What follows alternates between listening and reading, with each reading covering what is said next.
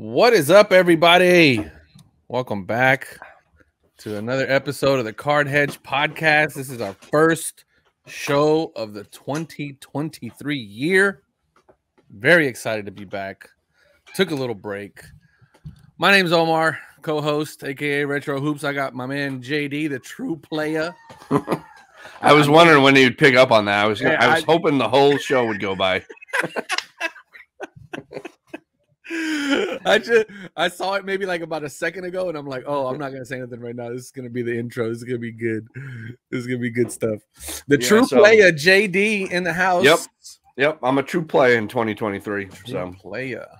So what kind of player though? Like a true, like, are you like really going after some really high end cards? Like you're nah, I'm a player hater. I was gonna say, I don't know if you're like on like are you stepping up to like our boy Lou's level, like a true player, like no, Lou's a true player. Like he's actually like a pimp. You know what I mean? Yeah. Like, so I'm on the streets playing dice. There you go. Yeah. So. We're nickel bagging and Lou's moving weight. Yeah, exactly. Yeah, good stuff, man. How was your Christmas break, man? It was good up until I got COVID. Oh, snap! That's right. Yeah, finally after 2 years or whatever of not being infected. Yeah. Finally got infected. Were you feeling a little left out? No, I was feeling American. That's all there was to it. So you guys in Texas think you're American. I got news for you. You know, up in New England, baby, it all hell breaks loose up here. So, well, the thing is that you guys were kind of like the first, like you guys are like the OG Americans, right? Yeah, everything kind of started up there, yeah. But once you want to revolt, once it's time to partay, yeah, you know who to call. That's right. Yeah, man. But once they got out west, baby, once they got into Texas, they were like, "Oh, this is a whole nother ball game out here. This is different out here. Everybody needs a gun at all times and hot sauce."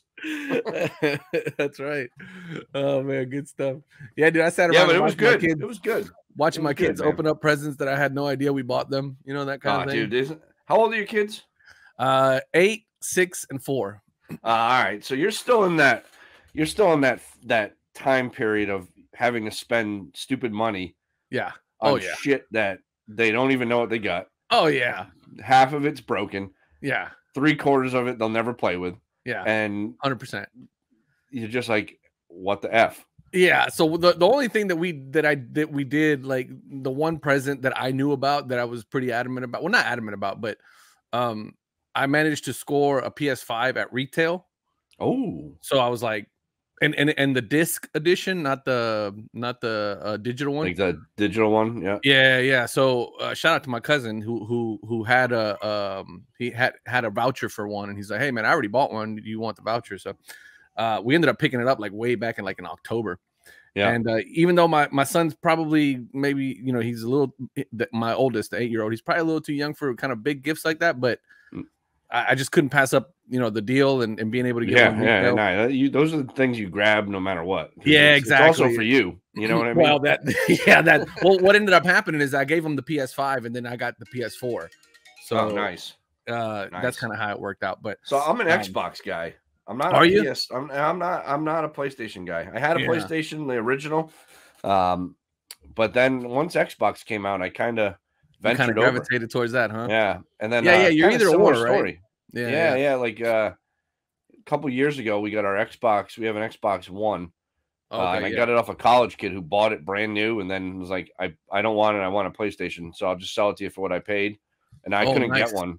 And it's the disc, but I download like Microsoft. Yeah, I'm sure PlayStation has the same thing, but like I pay like $16 a month, I think, something like that. Yeah. I think it's like Game Pass. Yeah, and I just get access to all the games. I just gotta download them, and if my son's only into like FIFA and Fortnite, so it's kind of easy right now, dude. Right now, same for me. So my boy is FIFA. I mean, not FIFA, Fortnite, and Minecraft. So. Oh yeah. It's like super easy. He's got a little Sonic going on. He got some Sonic the Hedgehog for Christmas too. Oh, nice. Okay. Yeah, so he's into Sonic a little bit. So I got I got him into Crash Bandicoot, which was nice, super fun. Yeah, they had a blast with that for a while. But nice, dude. Why is this, dude? I'm getting so many phone calls from like dealerships. You buying a car? No, not no, I'm not. And the thing is that I'm sitting here trying to like, because we bought my wife a Suburban a while ago, and it's like, you know, we bought it used. I'd never buy a new car, by the way. We bought a used one, but it's like fully loaded, like out everything. And so during the pandemic, prices on those cars freaking skyrocketed, and we probably could have sold it and made money off of it, to be honest. Yeah. Anyway, and I've been getting bombarded all day with calls from these people. They're like, "Hey, you want to sell us your Suburban?" Yeah. You're gonna try to give me pennies on a dollar, but yeah, no, man, pretty good. And you know, just sat there and watched the kids open up a bunch of gifts. Shout out to my mom, who got me new underwear and new socks. So that's always dope. Yep, same here. You know, so you know, you shell out close to, you know, $1,000 worth of gifts, and you get underwear and socks. It's great. Yep. So that works out. You do anything for New Year's? Nope, we were sick, so I was quarantined. Nice. Okay. Yeah. So I was supposed to. My buddy had a party and like, you know, whatever. But yeah, we stayed home. Now my wife's sick. Oh no, she's been sick for a few days. My one of my daughters had it, kind of with me, and now my other daughter has it. So it's just kind of, you know, whatever. Just running through, huh? Yeah, but my wife is like pretty damn sick right now. So interesting. Not good. I've been driving around like a madman. Trying to get the kids to all their activities and whatnot, but whatever. Yeah. I did join the gym. I was going to ask you about that. As cliche as it is, I said to myself, I'm going to enjoy myself through the new year, and then that's it. It's time for a change. Tired of looking at my fat ass on camera. Yeah. And I started my diet back up. Everything. There you go. So I've got 4 days in of eating really well, and there you go. Yeah, we'll see what happens, man. But I'm on a mission. I haven't been to the doctor in, I'd say, maybe about probably about a couple years. And not that anything's wrong with me, I feel just fine. But I kind of did the thing where I was like, all right, January, I need to go get checked out. So I went this morning and did my labs. And then I did the whole write-up, give me everything, and let's, you know, so I have a doctor's appointment next week to go get all my stuff checked out, and you know, hopefully get that clean bill of health, and then start the same thing, man. Start getting my fat ass out there and moving around. I spent 3 days building a jungle gym set, and it almost killed me, bro. Yeah, I saw the pictures, and I was like, damn. Yeah, it almost killed me. I was like, this is not, I can't, no, I can't do this. So, I hear you, get my fat ass in shape, man. But, same. So I got Dallas Card Show coming up next week. Oh, nice. You know what's interesting about that, dude? Is I usually stay at a hotel that's maybe about 5 minutes away. From the Dallas Card Show. It's a lot cheaper. It's maybe like a third of the price of staying at the actual resort or at the actual convention center. But it's a nice hotel. It's the same. It's a Marriott, so the whole nine. Yeah, it's got a bed, you know. And I just by out of pure like you know, habit, right? I went in and I was like, let me go ahead and book a room. And the reason why I started doing that is because the last 4 times that I've been, every time I try to book a room at the convention center, it's always booked. You can't get a room to save your life, right? Yeah. For the weekend of the Dallas Card Show. This time, however, plenty of rooms available. Really? Yeah. Interesting. Very interesting. Very interesting. I just thought it was odd. I mean, like, you know, I've been to 4 of them so far, and every single one of them, I made the decision to decide to go like weeks in advance. Yeah. And I was like, checking for a hotel room in the convention center, booked to the gills, right? Couldn't do it. Couldn't get it. So much so that I was meeting people there and talking to folks there. They were telling me, yeah, I'm actually booking the room now for the next Dallas Card Show. Yeah. Because that's how you have to do it. And I'm like, I probably should do that. And I never did, just because I'm a procrastinator. But something told me today or yesterday, this morning actually, when I booked the room, I was like, you know what? Let me check the commit. And sure enough, dude, they had all the rooms available. Whatever. Wow. Rooms you want. Yeah. So that's a little telling. A little bit, isn't it? Because now but so what I would imagine is the majority of the people who are booking these rooms far in advance like that are not the people that are going, not you and I. It's the dealers. It's the dealers. Yeah. So if the rooms aren't booking, I'm wondering how many people are going to be there. How many dealers are going to be there? Well, you know, without knowing like how many rooms are available and things like that, right? I was watching, who the hell was I watching the other day? Might have been J Mac, who shout out to J Mac, man. His channel, he's awesome. Yeah, I like his stuff. But he was talking about like getting away from the bigger card shows and doing just the local small ones. Yeah.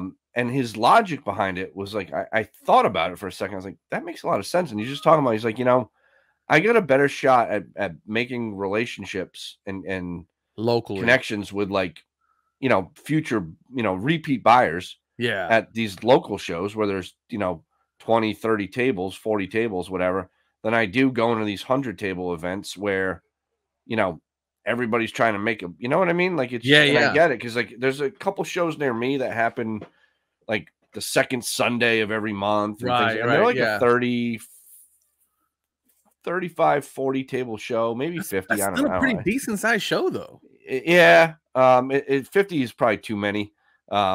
Maybe it's 40 tops, whatever, but it's been going on forever. And it's always full.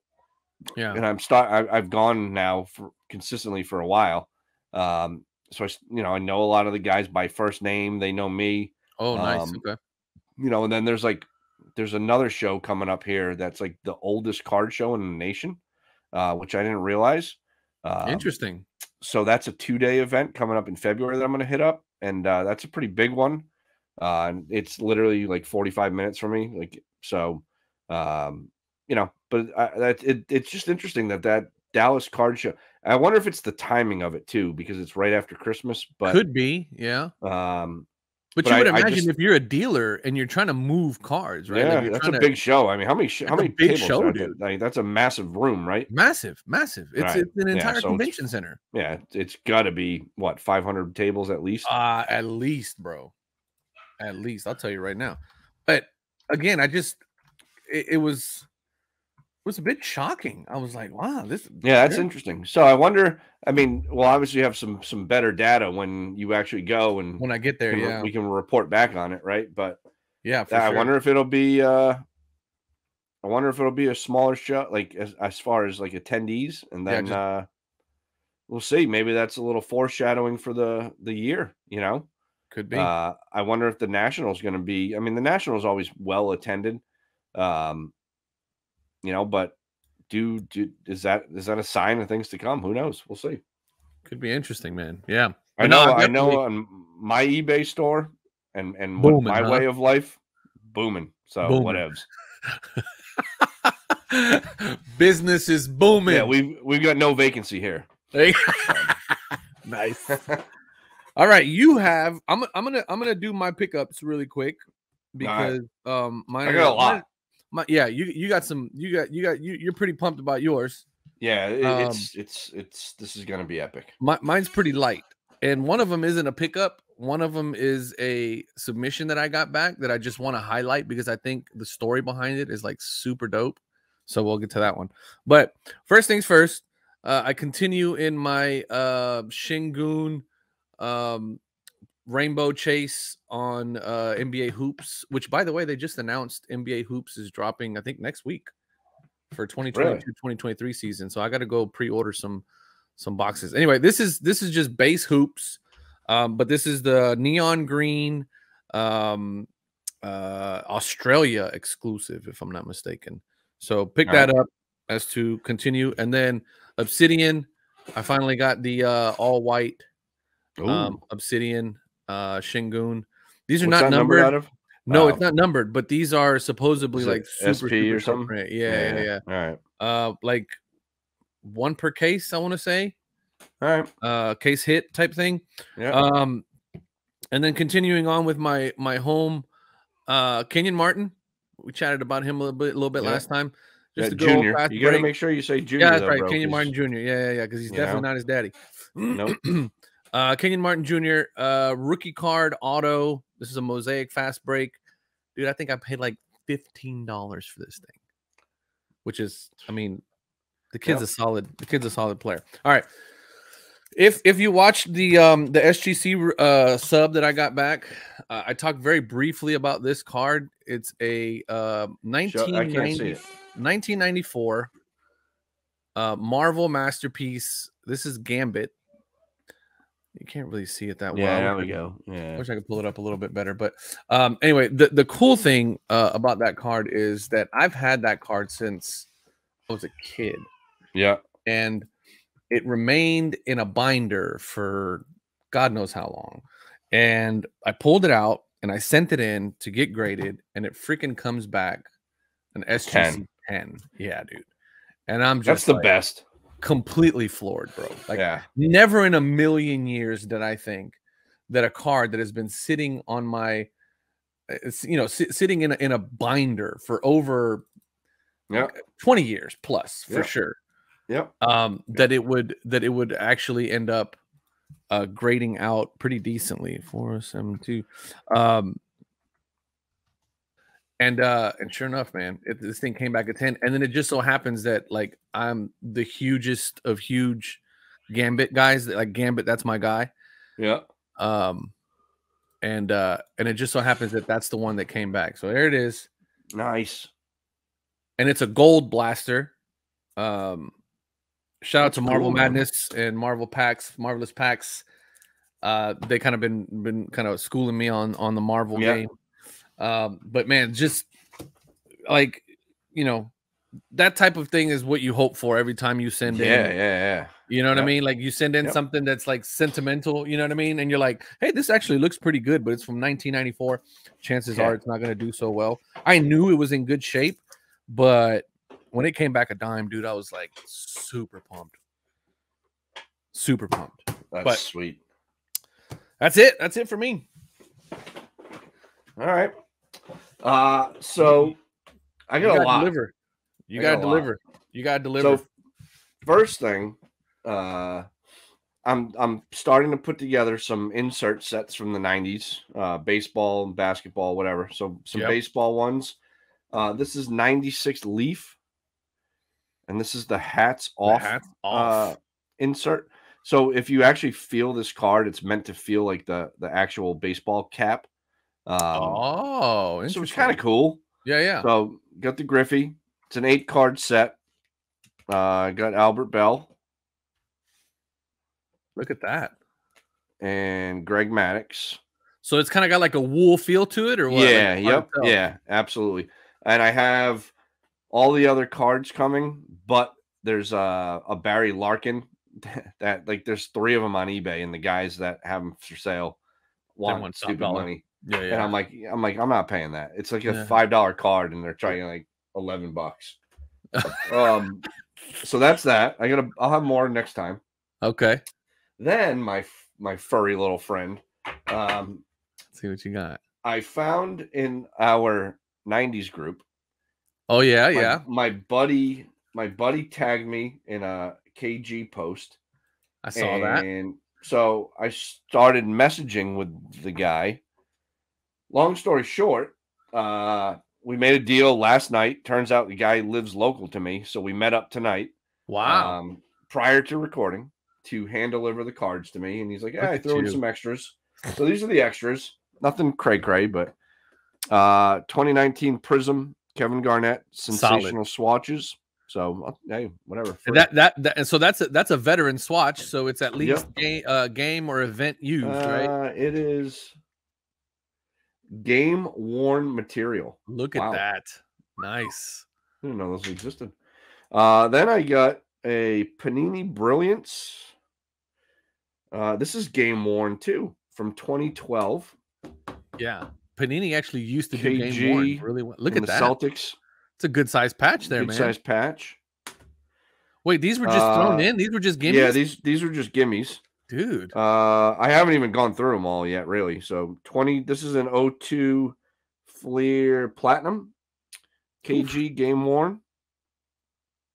So that's sweet. And then this last one is I think it's 99 Dunk Masters insert. Oh wow. Whoop. And this is actually serial numbered out of 750. I didn't have this card, so I didn't have any of these actually. So Solid. This is sweet because it's a one card I don't have to buy now. Well, not only that, but it's a late 90s numbered card. Yep. Right. Yep. And here we go. So we made a deal. This gentleman, when I say I found a honey hole. Oh yeah. I found a honey hole. So first, I believe this is 98 Ultra. Oh my god, dude! Are you KG serious? electrifying? I believe it's 98. Wow. Yeah, 98. Yeah, 98. So, bam. Is this Ultra or just no? This is Fleer Tradition. Fleer. Sorry, I don't know. Yeah, Fleer Tradition. Sorry. Yeah, Fleer Traditions. Yeah. So grab that, dude. How sick is that card, man? Then got this 96 metal universe or Fleer metal. This is the molten metal insert. Metal. Yeah. Didn't have this one. Now I do. This is 97 Fleer. These are actually super hard to find. Yeah. This one, Game Breakers, KG, Stephon Marbury. This is, believe it or not, this is actually a tough pull. So this is pretty cool. Then another sick one here. This is 98. Yeah, 98 Ultra Court Masters. Oh, that's sick. KG. Sick. I think I have the Penny Hardaway one of that. Just sick, dude. This is such a sick card. Yeah. So yeah. Then I got this bad boy.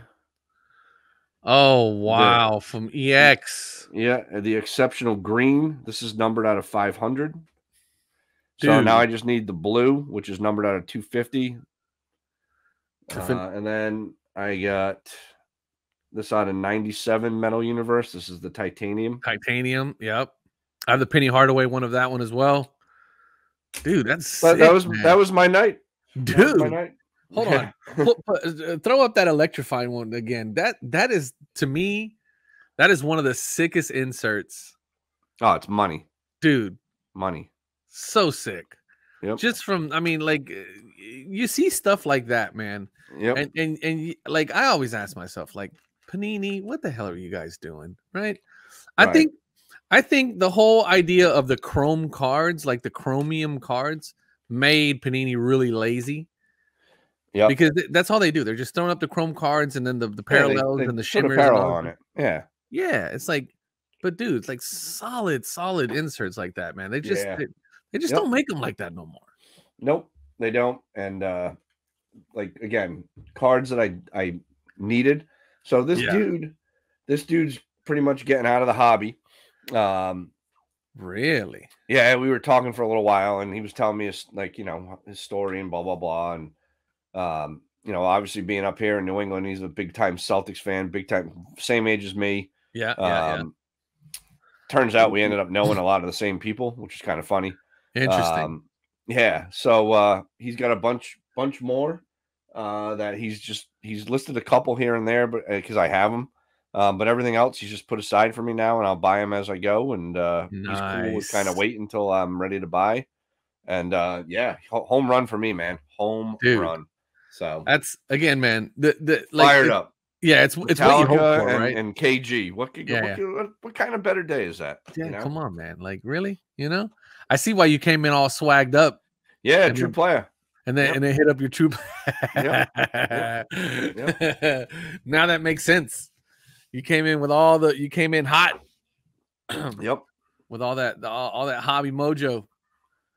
That's dope, man. Yeah, dude, that electrifying. I need to start looking around.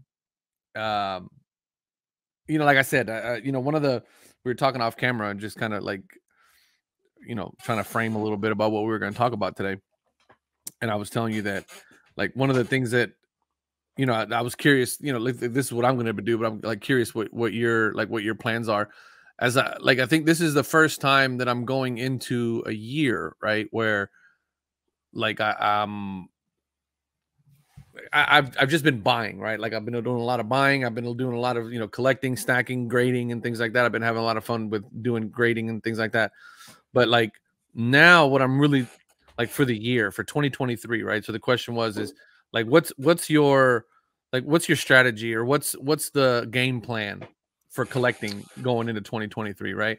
And for me, what I'm doing right now is, regardless of value and regardless of like, you know, I don't know, hype or whatever, I'm whittling down my my collection, right, to getting rid of the bulk and taking those cards that I really like and that I really want to keep for a while and sending them off, getting them graded. I don't care if it's a $5 card, I don't care if it's a $10 card. Like I just want to get them slabbed because I like them. I want to put them in slabs. I want to display them and do all that stuff. So for me, this whole entire year is going to be about focusing my collection, right? Focusing on the players that I liked in the 90s, some of these new kids that are coming up that are just absolutely bananas. We'll talk about that in a second, because this last week of basketball has been absolutely insane. Yeah, the defense has just literally gone away. It's either that or these guys are just on another level. There's no defense. You think that's what it is? Not in the regular season. There's none. Dude, but 71 points from Spider. Yeah, whatever. I mean, dude, you just listen. I mean, I'm not knocking it because I couldn't do it, so whatevs. Yeah. But so you're saying that they just went to sleep? It took the day off. Yeah. But they don't play defense until the playoffs. They don't. Some guys do. You know what I mean? Like those guys that are having to do that because that's what they're getting paid for. But the average NBA superstar isn't really playing defense. Luka's playing some defense this year. Yeah, you know what? He needs to come to the Boston Celtics. You see, like I've decided that they need to make a trade. They need to make a trade. Yeah, and we need Luka. Wait, so who are you gonna give up though? No one. See, now you got to give up somebody. You said a trade. No, screw it. We're not trading. We'll just sign him. No, see, that's not gonna happen. Yep. Cuban's gonna make damn sure that doesn't happen. No, I know. Now Luka's in the right spot. I think the thing, like I said, man, he needs a Robin. You know what I mean? He needs a Robin. Agree. He needs a Pippen. And you know, like honestly, dude, like if I were LeBron, I'd say to the Lakers, trade my ass to Dallas. Yeah. Yeah. Right? Yeah. Why not? There was a bunch of memes that came out after Mitchell put up the 71, where it's like LeBron James at a press conference with a Cavaliers hat on. Yeah, like, hey, I'm coming home, guys. Yeah, I saw that. And I'm like, what a clown. Because the thing about it is you could totally see him doing some crap like that. Yep, he'll do that. Or I mean, he's frustrated with the Lakers. I get it, but he's playing out of his mind also. Yeah, he's playing really well. Was he averaging like 40-something points in the last 3 games that he played? Yeah, but they made the trade for AD, and they gave up a lot. Yeah. They were probably better keeping what they had. Oh, to be honest with you. Yeah. Because I feel like when they traded AD, who they I was just about to LaMelo, Brandon Ingram. I think those are the 2 big pieces. But picture the Lakers with Brandon Ingram, Lonzo LeBron, Ball, and Lonzo. Brandon Ingram, Josh Hart, yeah, whatever. And then 3 future first-round picks and 1 additional option to swap. Jesus. Yeah, they mortgaged. Which the idea there, right? The Lakers were supposed to win, so those draft picks were kind of useless anyway. Yeah. But the Lakers aren't very good, so the draft picks might kind of become valuable pretty soon. Well, yeah. It's the same situation that my Rockets are in with the Nets. I'm sure there's like top 3 protected or top 10 or something. I don't know. Yeah. At least with that swap pick, that's usually how that works. But anyway, you just look back, right? I mean, you get a healthy AD, they win the title, right? That was the plan. They won the title during COVID. Yeah, but that didn't and since then, neither of those guys are old. You know, so yeah. They won their title, and that's it, man. And then like getting Russell Westbrook was horrible. That was a horrible move. I never understood that one. Like, I don't know why they grabbed him. I don't know. It did that like makes no sense. That's what GM LeBron wanted. You know? Yeah, I know he did, but again, I don't know. You give the baby his pacifier. You know what I mean? I can see him making a move though. What's he, 38? Something like that, yeah. So yeah. I could see him making a move out of Dodge and trying to go somewhere where he thinks he's got a shot. I could totally see that. I'm feeling pretty good about. I think the last time I went to the Dallas Card Show was November. Yeah, it was. Yeah. It's only every quarter. Yeah, it's only every quarter. So then I didn't go to the one in November. I went to the one in October, or not October. The one before. Whatever. Anyway. Yeah, you went to the last one. Yeah, whatever the last one was, and that was the weekend where they had just traded Mitchell to the Cavs, and I remember walking around. Oh, so that was back in the summer. Yeah. So it's been a while. All right. And so I remember saying to myself, I think that is a much better place for him. And I was walking the floor going, "You got any Donovan Mitchell rookie cards?" And just buying up whatever a decent deal was, and I was just buying them up, graded. I think I got a handful of graded ones, some optic stuff, and he's a good player. He was a solid player. He just, I think he was going to get a good opportunity to shine in Cleveland, and sure enough, that's a good team. They turned that around. They really did. That's a good team, and it's like, hang on. Go ahead. Yeah, so I mean, I'm feeling pretty good about that move right now. I liked him as a player anyway, and that move on its own was it was it was a solid move. Like, I mean, again, like people got to remember with the NBA, these guys are coming out now and they're pretty young, right? Yeah. For the most part, 18, 19, 20. Babies. It takes a minute. Yeah, it takes a while. Donovan Mitchell, to me, was an established star anyway when he got traded. Like, that was a big-time move getting him.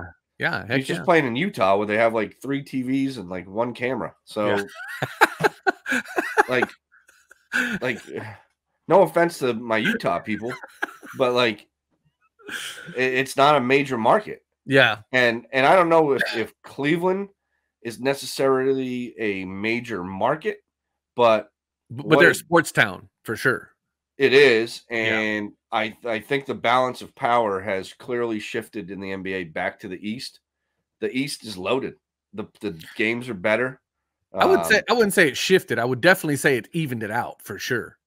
Because the West was just ridiculously dominant. The West was so dominant for so long. Yeah. Like after Michael Jordan left, the East just went, all right, we quit. Yeah. You know what I mean? They took the they took beast mode approach. Like, I'm just here so I won't get fined. Yeah, we got nothing. And then, honestly, though, if you think about it, Houston, San Antonio, the Lakers with Kobe and Shaq and whatever else. I mean, Jesus, it was just and then, whatever. I mean, and then you get the Clippers that were dominant for a while. The Lakers again, Dallas, I don't know. It's just crazy. Yeah. But I mean, look, you guys got Boston, Milwaukee, Brooklyn, Cleveland, Philly. Those are your top 5. Those are solid teams, man. Boston 26 wins, Milwaukee 25 wins, 25-13. I mean, they're up there with the best of the best in the Western Conference, which right now the Nuggets are balling out of control, Grizz are balling out of control, and the Pels. Yep. Which you and I are. The Pelicans are, the Zion, damn it. We're hurting right now. Damn it. That's the thing about these running gunners, man, But I've always felt like Zion's built like a freaking linebacker. So it's like, Yeah, you know what? He'll take his 3 weeks off. Yeah, of course. Hopefully come back and he'll come back just in time after the All-Star break, and then it's going to get crazy, and it's going to be. Which sucks though, because that's now that officially takes him out of the dunk contest. Oh, that's true. I don't think he was going to do it anyway. Well, I think that's what you and I were talking about last time. Yeah, right? we were talking about that with the names, like the studs not doing it, right? Yeah, that could have been a nice rebound for him. Do the dunk contest. You know what I mean? Yeah. Maybe get Ja in there. Can you let those two go at it? You know what I mean? Oh, could you imagine? That'd be sick. If Ja and Zion were in the dunk contest. Yeah. That's that's what we want to see. Yeah. I mean, the dunk contest at its peak is when the superstars were out there just doing it big. Yeah. Can you imagine? So I don't know who's LeBron at his peak. Yeah, it would have been ridiculous. LeBron would have been 2007, 2008 LeBron in the dunk contest. Can you imagine that? Yep. Get out of here. Yep. But no. But like I get it, man. You know what I mean? Like at the same time, I don't. like you get hurt doing that shit, and you know what I mean? Yeah, I suppose. But at the same time, it's the All-Star. It's the dunk contest. It's like it's better than the game. You know what I mean? Like that's the thing. Yeah. No one's like the All-Star game, the weekend. It's all like centered around the dunk contest. Yeah, or at least it used to be. It used to be. Yeah, because I mean, there's only so many times you can dunk the ball. There's only so many windmills you can do. Right. You know, it's like we've seen it all, right? But we want to see the big guys do it. Yeah. Right. It's not so much. It's not so much that it's a 360 around the the back dunk. Yeah, you just want to see the. I mean, the year Vince Carter did it was that. Yeah. You know, like.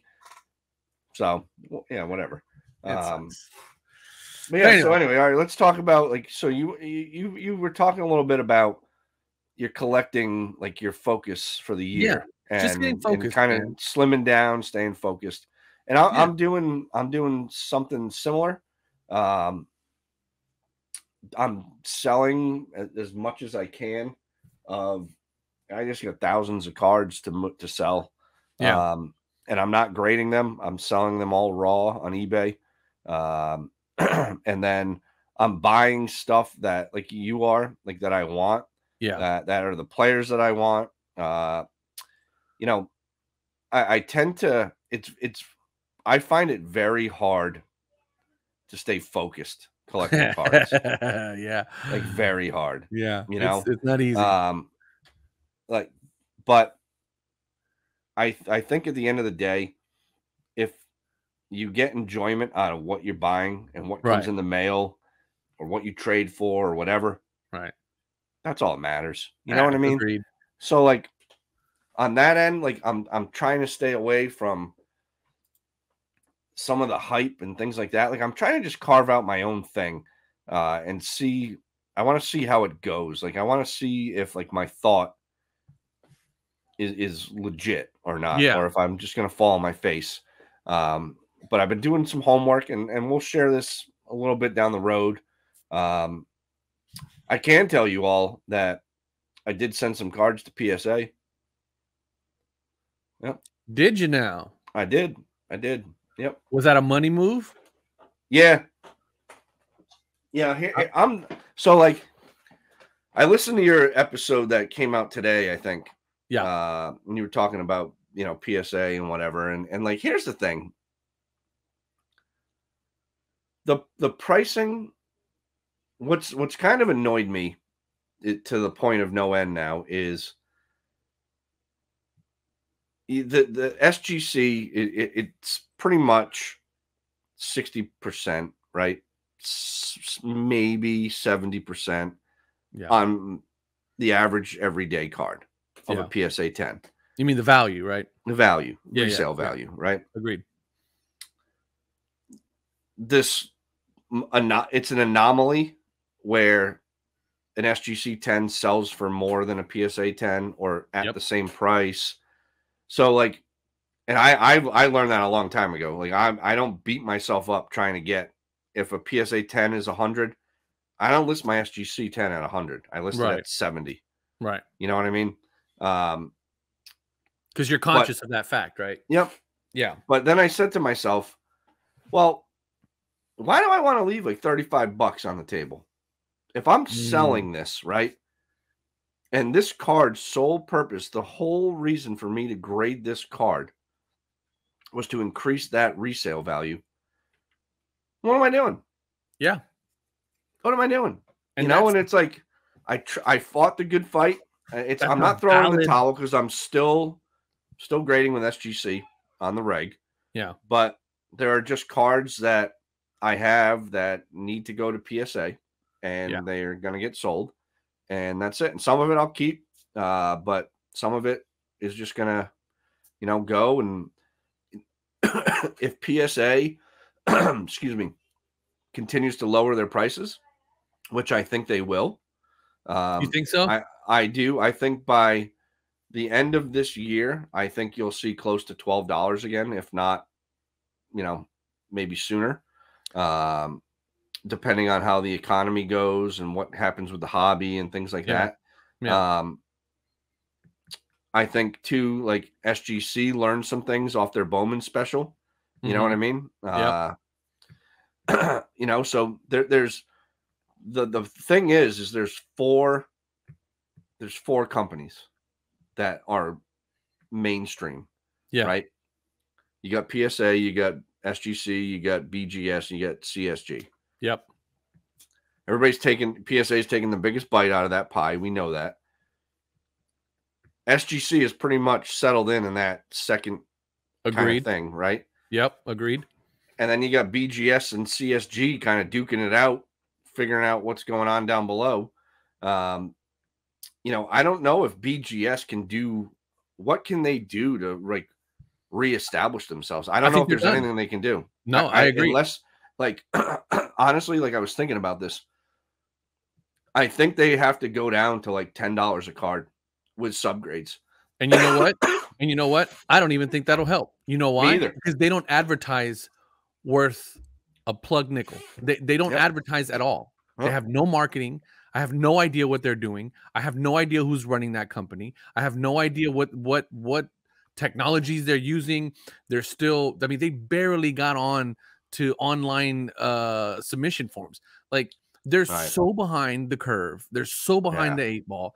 And then they try to fix everything by hiring this guy who's a tech guy that knows absolutely jack squat about the hobby.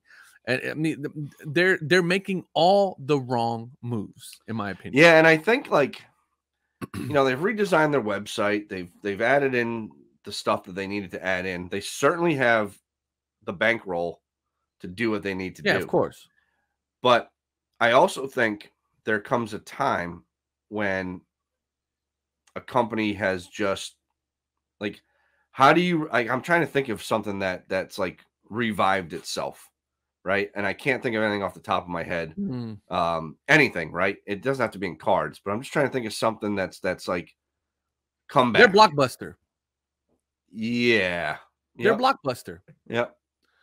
And but to not to that degree where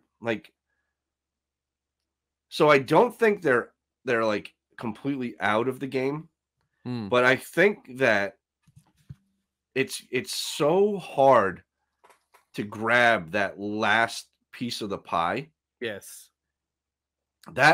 So where it's really competitive, where I don't think people really spend a lot of time, is the SGC, the BGS, the CSGs, and HGA and whoever else you want to throw in there. That piece of the pie, right? That's the most competitive space. Yeah. In the hobby. Because the big dog is PSA. PSA has its 90% of the pie or 85% of the pie. Yeah. Right. But they're doing things they already have. They haven't their biggest thing forever has been what? Taking forever to get your cards back. Yeah. Now, you seem to think that, their pricing tier thing. I'm going to hop on your video for a second. Yeah. Their pricing tier thing that they came out with was a good option. Yeah. I don't necessarily disagree, but I thought for me, touting that the backlog is gone. Why just kind of throw that out there? You know what I mean? That wasn't that's been something that's been so talked about for 2 years. Yeah. Or a year, right?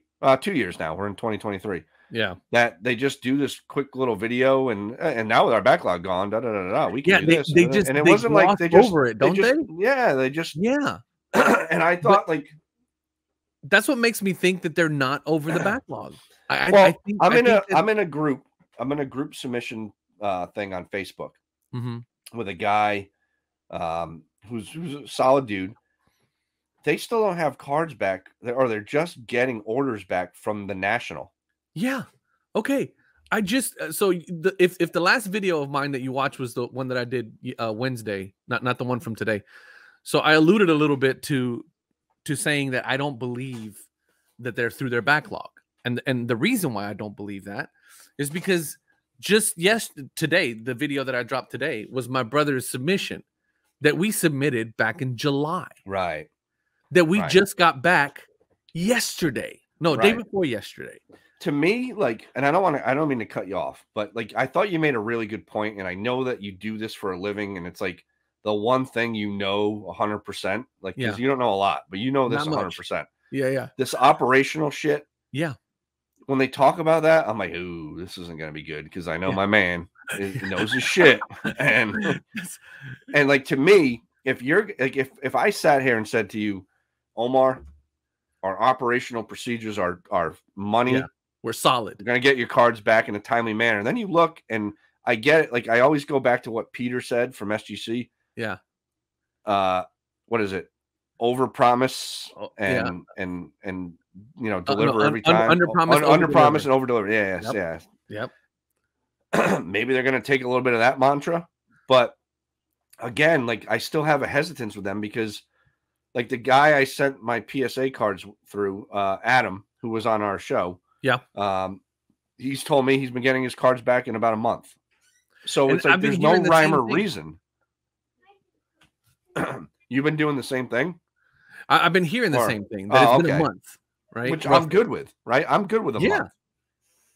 But then if you look at the video that they just did, they're saying 65 days. Right. 65 business days. Right. Right. So if you think about 65 business days, that's 3 or 4 months. Right.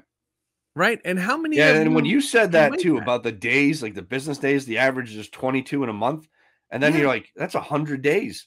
I'm like, damn, that's too long, bro. That's too long. And I saw, and I saw someone commented on your video about the set collectors and things like that.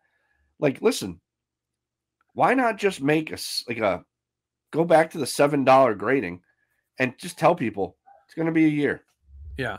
It's estimated turn time 1 year. Okay.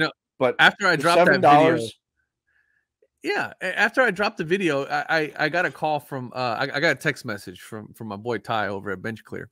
Yeah. And he's like, dude, just watched your video. He goes, he's like, I have a problem with this whole situation of them doing the 10-day for $40, right? Me too. Yeah, good. I'm glad. So he's got a problem with that, right? Me too. And I told him, I said, you know what?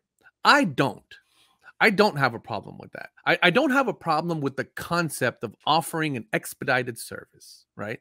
I don't have a problem with the concept of the expedited service. My problem is the messenger that is offering this expedited service when he can't get his normal service under control, right? The reason why SGC is doing so well right now is because they're telling you that they'll give you your cards in 20 days and they arrive in 7 calendar days, right? And then they're telling you, hey, listen, if that's still not good enough for you, we will literally turn your stuff around in 24 hours and have it back to you on your doorstep in 3 days for an additional fee.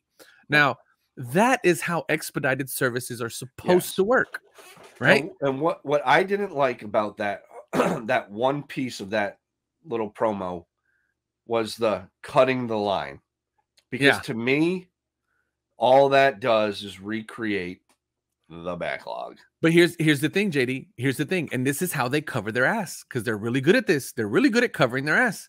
Every single tier has an asterisk, and that asterisk clearly says that these are just estimated times, and they can vary